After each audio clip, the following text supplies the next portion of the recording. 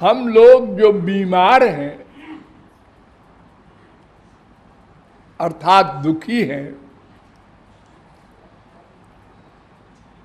इसका कारण समझना है, इसका इलाज करना है।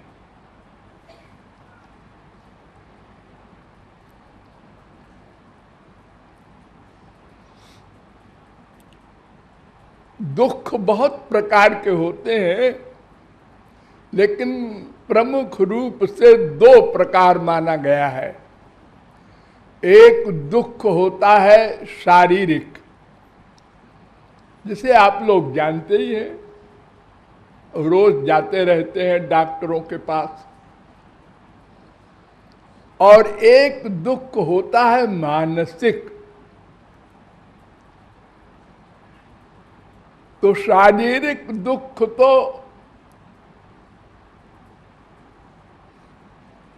उतना अधिक महत्व नहीं रखता, और उसका कारण भी मानसिक दुख है।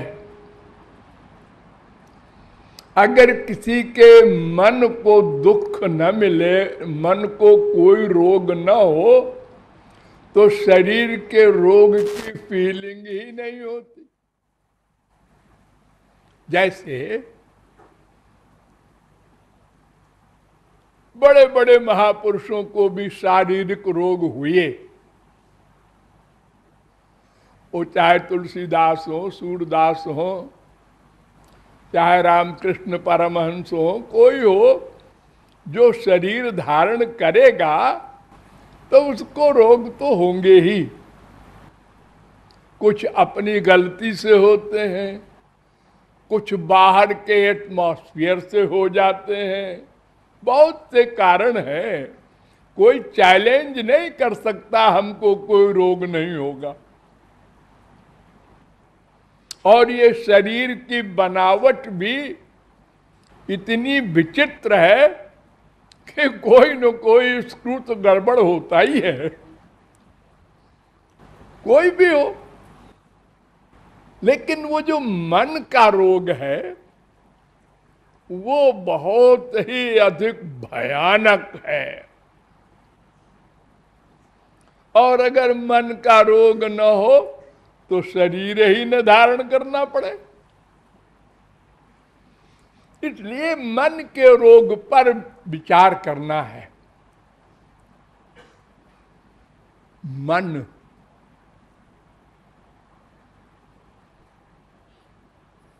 ये रीजन है। मन का रोग न हो तो शरीर ही न मिले हमको, झगड़ा ही खत्म हो जाए, हम मुक्त हो जाएं।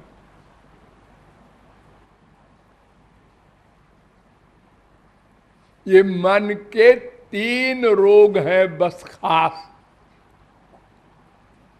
त्रिविधम नरकस्येदम द्वारम नाशनमात्मनः कामः क्रोधस् तथा लोभस् तस्मात् एतत्त्रयम् त्यजेत्।